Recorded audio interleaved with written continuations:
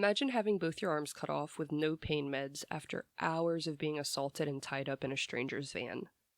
Imagine being thrown off a 30-foot cliff, breaking 4 of your ribs after. Your body's broken, you're alone, no one knows where you are, you don't even know where you are. The stranger who did this to you is already driving away convinced you're dead. With 50% blood loss to top it off, most people would have given up, especially at only 15 years old. Mary Vincent, however, had a will to live, and she would do the impossible. She would climb. I'm your host, Gabby D, and this is Beyond the Bonesaw.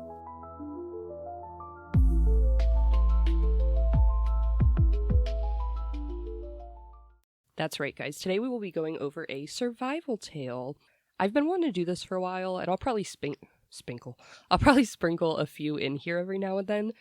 I just want to do something a little different than, full-on true crime. Maybe a little spookiness to the table, maybe a little palate cleanser every now and then, and that's what these survival tales are going to be. And today's survival tale is going to be about Mary Vincent. It's a story that's kind of stuck with me throughout listening to true crime and podcasts. She's covered a lot because her story is insane, and if you can't tell by the intro, that was about her. But before we dive into the case, a little bit of business for you guys.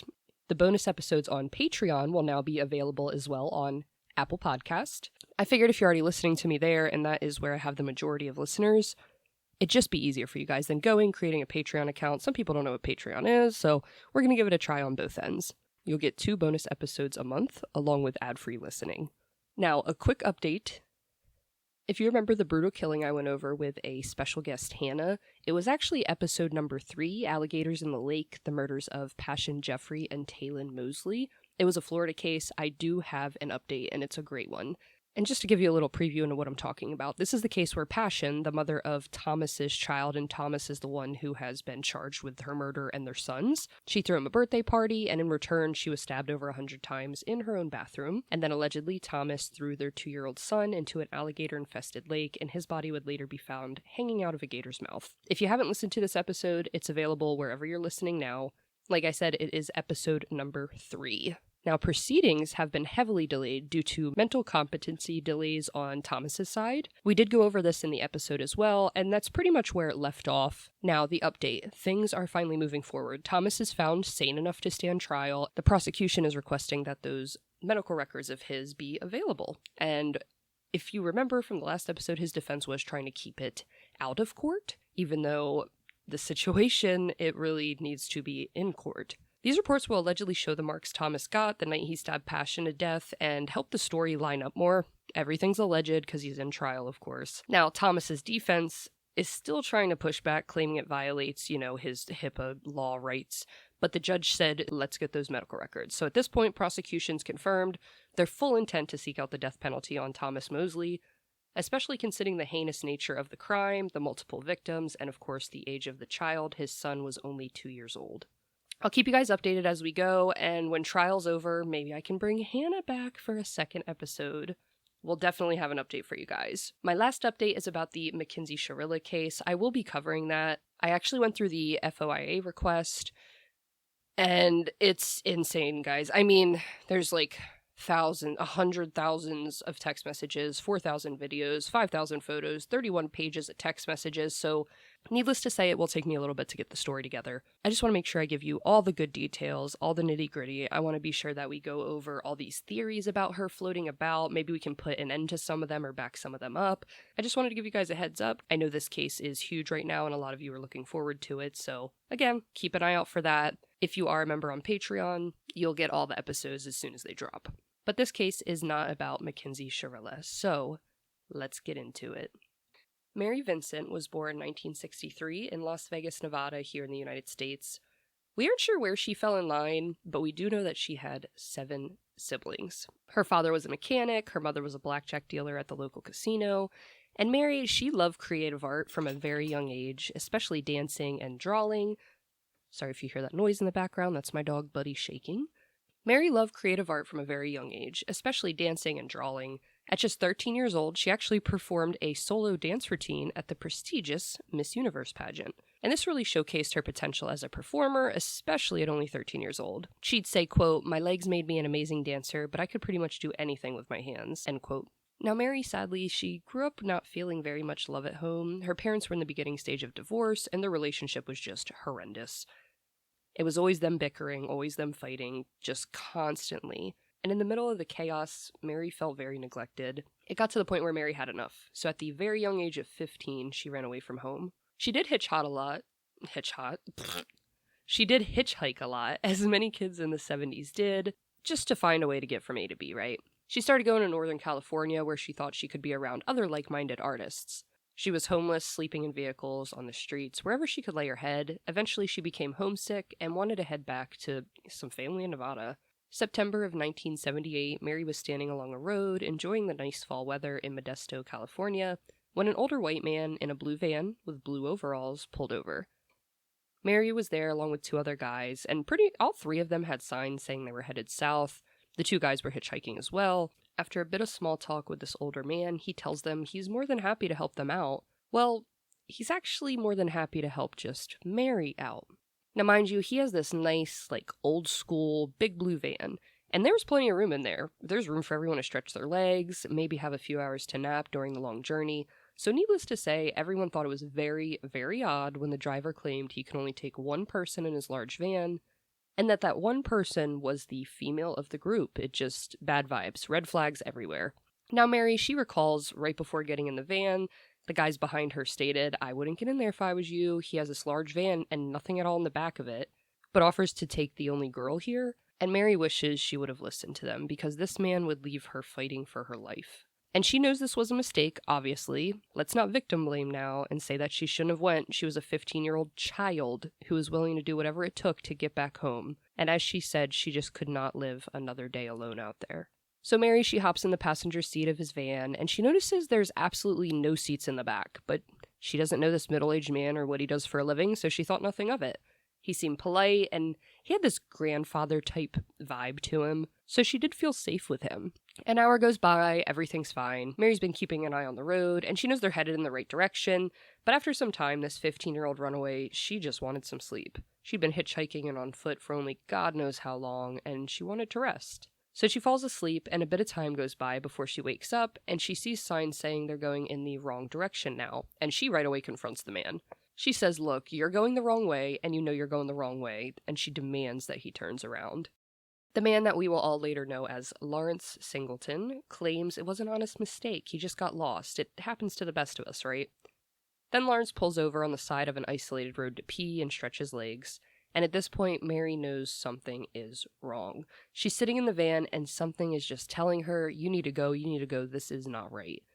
She said, quote, "This is it, live or die time," end quote. So she knew she needed to run until she couldn't run anymore. She thought, I have the upper hand. I'm a healthy 15-year-old athletic dancer, and he's an unhealthy 51-year-old man with absolutely no chance of keeping up with me. She also knew she might not get another chance, and right before she takes off, she looks down and her shoelace is untied. So she steps out of the van, bends down to tie it, and this is when Lawrence comes up behind her and hits her over the head with a sledgehammer he got from the back of his van, and Mary blacks out. He then took her clothes off and bound her tightly so she couldn't move. She would actually wake up tied up in the back of his van, and he just raped her over and over again as she screamed and cried, "Why are you doing this? Why are you hurting me? Why are you doing this to me?" And he just ignored her. He never said a word, he just let her scream and cry. Mary would say she was raped at least 6 times that night, and she begged to be set free. She was just telling him, "Let me go, please, let me go." Eventually, Lawrence passed out, and Mary just sat there. I mean, she can't do anything. She's completely tied up in his van. She said all she wanted to do at this point was die. She recalls in her interviews that she was asking God to kill her now. She was saying, "God, just take me, please, just kill me now. I can't do this. Just take me, just kill me now, please." She said she just sat there and watched the sunrise while he slept. And imagine that. Imagine at 15, just going through all this, begging God to take you, being tied up next to your rapist, and you look over and see the sunrise for what you think will be the last time in your very short life. When Lawrence woke, Mary told him to just set her free, set me free. I won't tell, I won't say a word, just let me go. So he takes her out of the van. She's still nude, mind you. This whole story, she is nude, which I feel the need to point out because it's a vulnerable state on top of everything else he already does to her. So he takes her out of the van, she's still naked, and she's still bleeding from her head wound, and the blood is just all over her at this point. And he tells Mary, quote, You want to be free? I'll set you free, end quote. Then he pulls out a hatchet from his toolbox, grabs Mary's left arm, and swings at it once. She begins to fall back, of course. He takes another swing, and she grabs his arm in response to not fall, like on instinct. And she knows she grabbed him really tight on his arm to balance herself, but she's still falling. And she's like, why am I falling? I can tell I'm grabbed onto this man, right? Once she's on the ground, she looks down at her arm and notices it has been cut off completely right below her elbow. She sees there's nothing there, blood's just squirting out, and as she comes to this realization, Lawrence grabs her right arm. Mary begins to kick and scream, just hoping someone will hear her, but she's in the middle of nowhere. So she's kicking Lawrence, because what else can she really do? He cut off her left arm, and then her right arm is literally in his other hand. As she's kicking and screaming, he begins to chop at her right arm. She remembers it took much longer than the first, mainly because she was kicking and screaming, trying to escape. And while she was losing it, Lawrence was just chopping away at that arm. Once he cut her other arm off, she laid there bleeding and no doubt just in shock.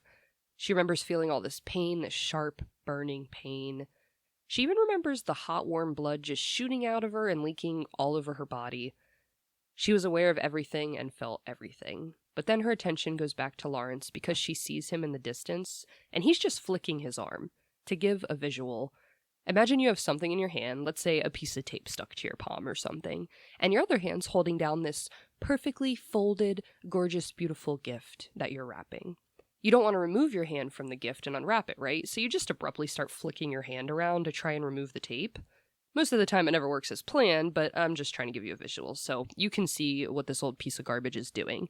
So she sees him flicking his arm and is like, what is this man doing? Then she looks down to see what he's staring at, and at the end of Lawrence's arm is her arm grabbing him still. This man is standing there trying to flick off her arm that he just cut off. She said she remembers gripping him very tightly to balance herself, so when he cut off her arm, it was already holding onto him tightly, and it stayed there clenched onto him through all of this. After he got Mary's arm off of him, he dragged her for a bit, and he thinks I'm dead, right? Because she's not moving, she's bleeding all over. And I mean, after all she went through, I'd assume the same. She had both her arms chopped off, she's been beaten over the head, assaulted all night. There's no way she's alive, right? So he drags her to a ledge, and he throws her over a 30-foot cliff. This drop would then break 4 of Mary's ribs, and the blood loss from her arms had officially sent her body into shock. She laid there just bleeding out because she didn't know if he's looking over the cliff staring at her. Is he in his car? Did he drive away? What's he doing? Is he making sure I'm dead? Is he coming down here? At this point, she gets really sleepy, and she starts being very cold. She said she just wanted to pass out, but as she laid there, she kept hearing the same message over and over again. I can't go to sleep. Don't go to sleep. I can't go to sleep. He will do this to someone else, and I can't let that happen. Do not go to sleep. She said this was everything going through her heart, mind, and soul. Mainly, she could not let him do this to another girl. She took what was left of her forearms and packed the raw cut ends of her arms into the dirt to slow the bleeding before she began to crawl her way back up the cliff she was thrown from. Mind you, she has to climb up a 30-foot cliff without any hands, 4 broken ribs, covered in blood, naked. But somehow Mary Vincent climbs back up that 30-foot cliff. By the time she reached the road that they came from, it had already fallen dark, so we're now going on 24 hours of this. She said it was so dark she could barely see, but she kept walking.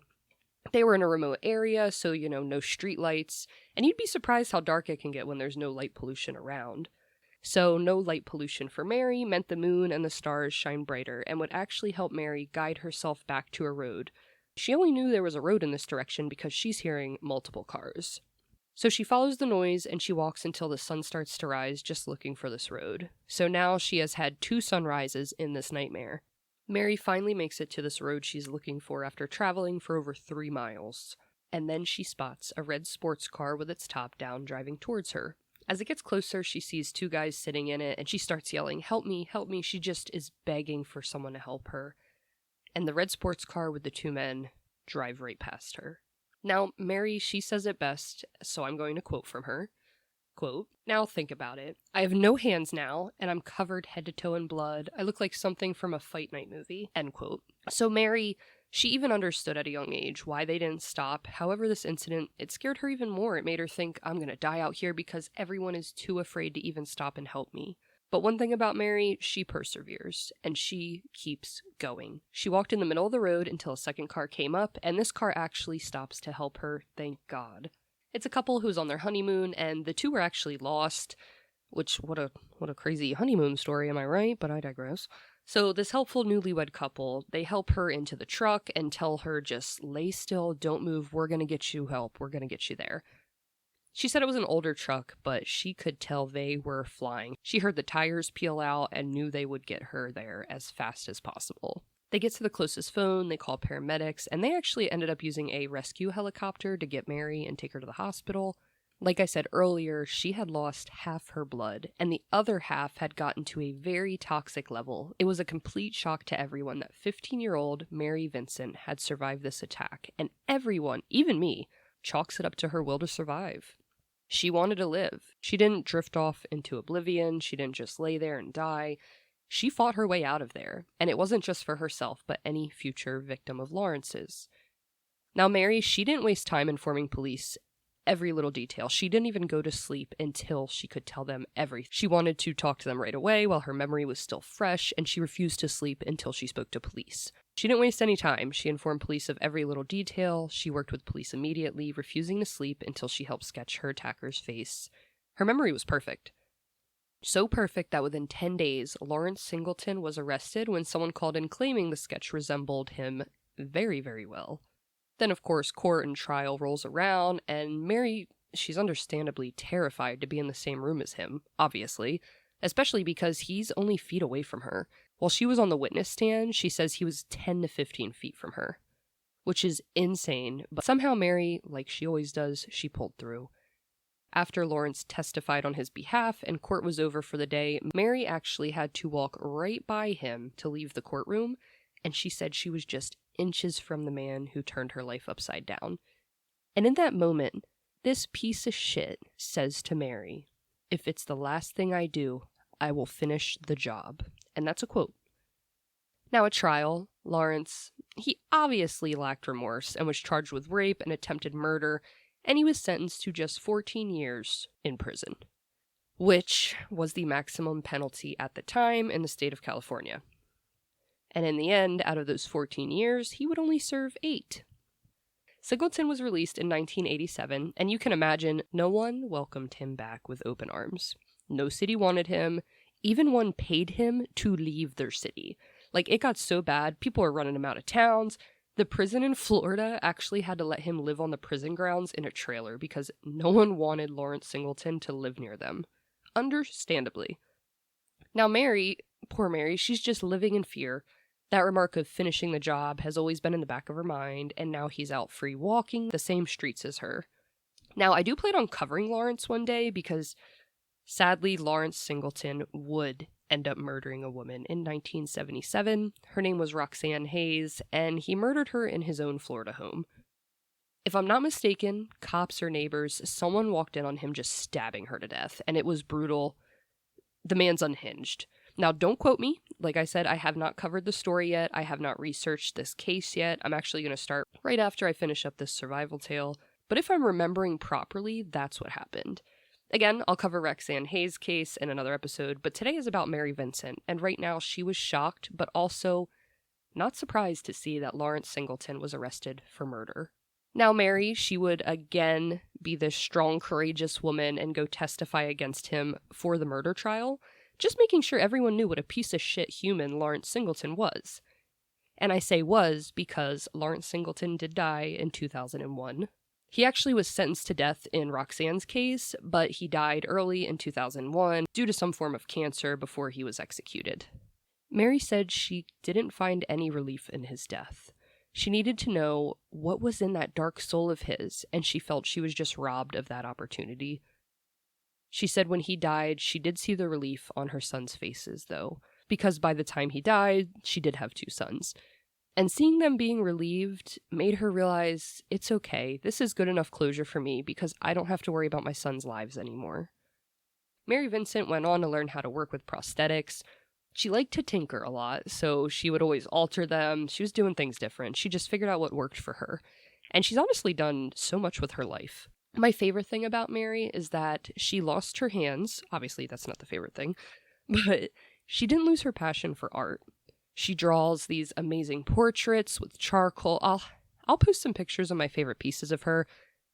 She's married now. She has 2 adult sons. Her and her husband are adorable together, and when you look at them, you can really see all the love between the two. Mary's story shows that willpower and quick thinking can be the difference between life and death.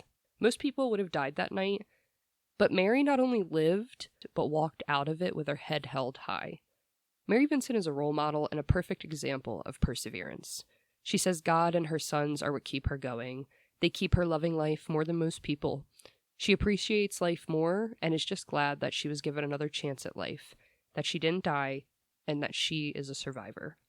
She's now known as Mary McGriff, and I hope Mary lives a long, prosperous life because she deserves it. Let me know what you guys think of Mary Vincent's story. Again, I'll try to find some profiles for her and put them in the show notes if you want to show her some love or some support, maybe buy some artwork if she sells them. I'll definitely start working on the Lawrence case in another episode, probably on the main channel, but you guys get this extra deep dive since you're lovely subscribers. I am debating on making this one public just so people can kind of get a taste for how the bonus episodes work. This case may be closed, but the questions never are. And if you have any, you can leave them in the comments. I'm always lurking there. You can find us on any social media platform at BonesawPod. Until next time, never forget the names behind the headlines. See you guys next week.